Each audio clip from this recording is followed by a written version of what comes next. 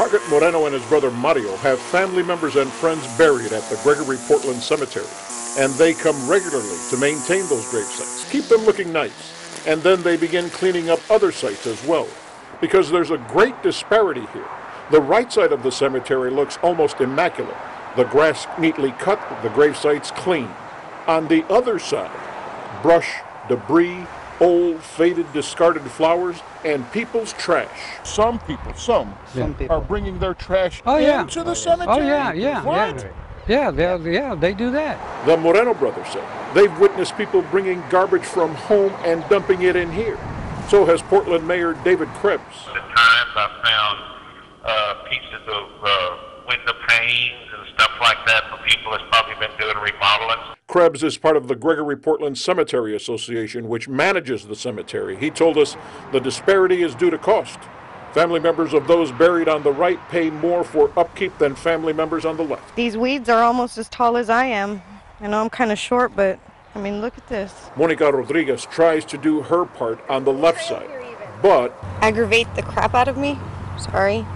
Yes, it does. It actually enrages me because there's no need for the complete failure on this side of our cemetery. It's been accumulated. Personally, I think it's the family owners that have their loved ones here. Johnny Aleman has loved ones here too, and he sees what's happened. So along with a woman named Lupe Moreno and volunteers, they're going to meet here at 8:30 Saturday morning and work as long as they can to clean up the left side. There's a funeral scheduled for the left side at 2 o'clock Saturday afternoon. And Aleman says the cleanup crew wants the site nice and clean so the family can be proud of what they have here. Andy Liscano, Action 10 News, Gregory.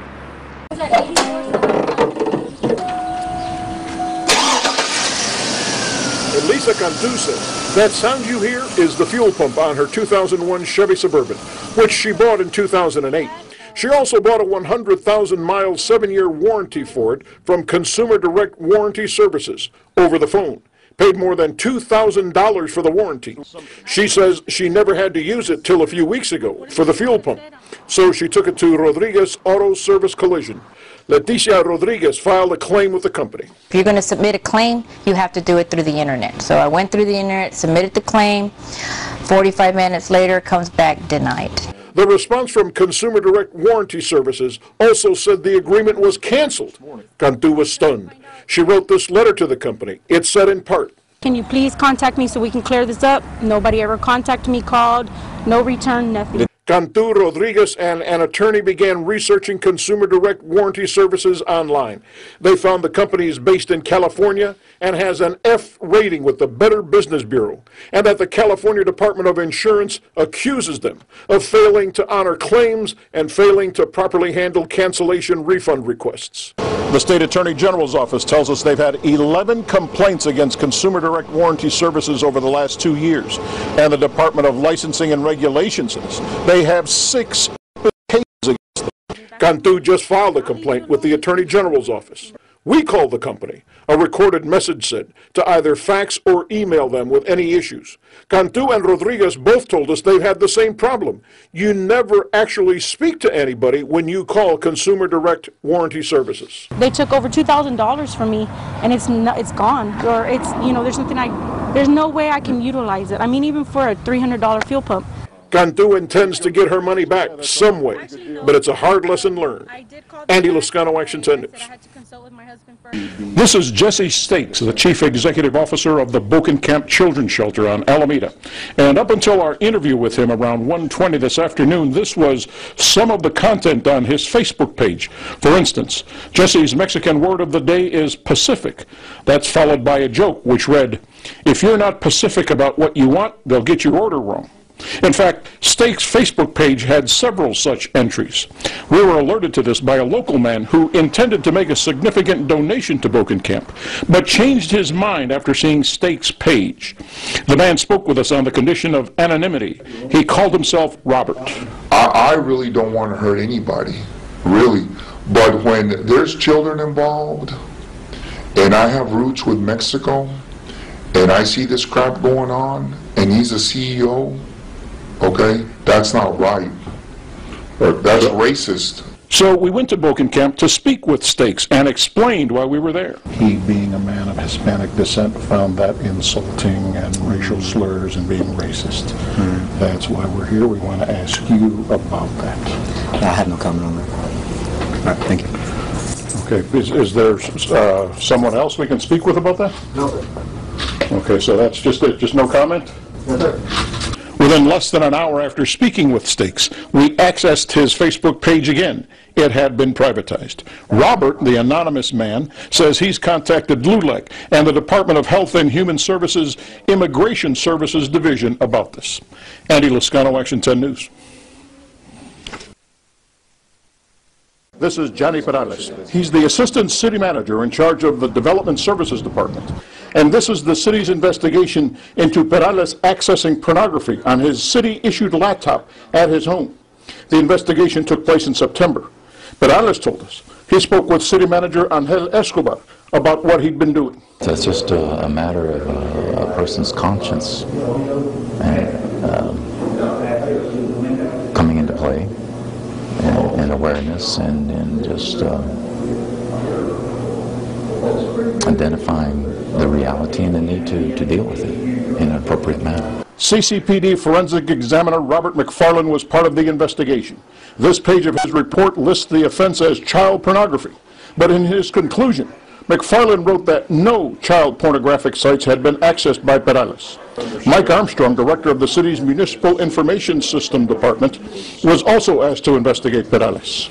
It's always an awkward situation. You know, it's one of the things about working at MIS that is not particularly comfortable, but it's part of the job. Armstrong told us he found pornography on Perales' computer and added that all city-issued computers have a software program called Iron Sport. The program blocks access to more than 250,000 websites with inappropriate content like pornography. But he couldn't see it on Perales' computer because Perales was not on the city's network. Perales told us he was at home accessing the pornography after business hours. Part of Perales' discipline includes loss of 1 week's vacation without pay, 5-day suspension without pay, and other criteria like getting treatment. I would say that the error in judgment was, in my opinion, as to my personal opinion, a byproduct of not dealing with stress through appropriate means. Perales told us he knows what he did was wrong, but he hopes this can send a message to others. You can't overcome these issues alone. Ask for help. Andy Liscano, Action 10 News. I found this envelope sitting on my desk Friday afternoon. It didn't have a return address on it, but look what was inside. Tax returns and loan documents for 7 Corpus Christi residents. Sensitive personal information that in the wrong hands could potentially be disastrous for these people. One of them a Corpus Christi police officer, another a local business owner, many of them longtime clients of Linda Obregon, who prepares their taxes. As you're speaking to me here, you have a pretty good idea who this is, don't you? Yes, sir. Well, within reason. Pretty much, yes. These pictures, some of dumpsters, were also in the envelope. We found these dumpsters at the very end of this small business complex on SPID. This handwritten letter was also in the envelope. It said in part, these documents can be found periodically in dumpsters behind Linda Obregon's secretarial services. Please investigate. Obregon says this could be the work of an employee she fired a few months ago. At the time, had access to my office and my records, and they might have done this to get back at me. She plans to notify police and the State Attorney General's office. And today, in her office, Obregon shredded everything that was in the envelope, mostly to reassure her clients. I had to reassure them that I do have a policy of disposing of the sensitive material on the shredder, or better yet, I give them the copies. The clients we spoke with plan to remain with Obregon. Andy Liscano, Action 10 News. They were talking about City Attorney Sid Arismendez at the Taft City Council meeting. They're not sure if he's a full-time employee His name's not on this list of full-time employees provided by the city.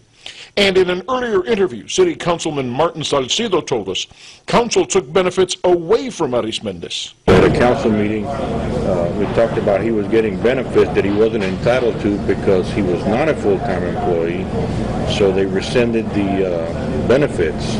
Salcido added that since Arismendes isn't full-time, that raises legal issues. In its application for a $23,000 energy efficiency and conservation block grant from the state, the city said Arismendes is a full-time employee. Were you hired full-time or on retainer? Well, it was a salaried employee. To be a salaried employee, providing the city with a minimum of 40 hours a month. Oh. That was the agreement. That's what's on the record.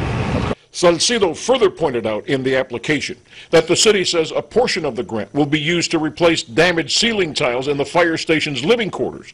We spoke with Taft Fire Chief Dan Gibson about that. This is not considered living quarters. See, what I'm going to say, look this. Yeah, I understand. Taft Mayor Robert Vega signed the application, which said in part, all statements made in the application are true and correct. The council voted to evaluate Arismendes and then negotiate with him at their next meeting. Salcido says he's just doing what voters expected him to do. The people that elect you expect you to do right for them. And when you find something wrong and believe there's something wrong, it's your duty to look at it and find out what's going on. Andy Liscano, Action 10 News, Taft. There it was, stranded along the southbound Causeway access road. It appears its left wing was injured, and nobody would stop to help. Someone called the Texas State Aquarium, someone called Action 10, and photographer Travis Cobb showed up about 8 o'clock. And when his camera wasn't rolling, he was making sure the pelican didn't wander into harm's way. We showed up a little after 9 with the assignment of rescuing the pelican, so we covered its head with a towel. The bird didn't like that, so we covered its eyes and beak, and we were on our way to the aquarium's rehab center. Kelly Shutt and the rest of the rehab team eased the towels off the bird and calmly put him into a darkened cage. Because the darker the area, the calmer the bird is, and right now because he's had so much trauma done to him and we don't know exactly what happened to him, the quieter it is for now, the better off he'll be. Shutt says the bird's dehydrated, so they'll wait 24 to 48 hours before giving it fluids or feeding it and giving it antibiotics. He could have been flying and a car hit him. He could have had this injury from something else and just happened to be walking along the road, and people have, he got so ill and so weak that he finally attracted people to him and to his rescue. Later today, they'll examine what the injury actually is, and a vet will examine it later this week. Shutt says it'll likely take 4 to 6 weeks for the injury to heal and then more time in rehab before it's released. Andy Liscano, Action 10 News.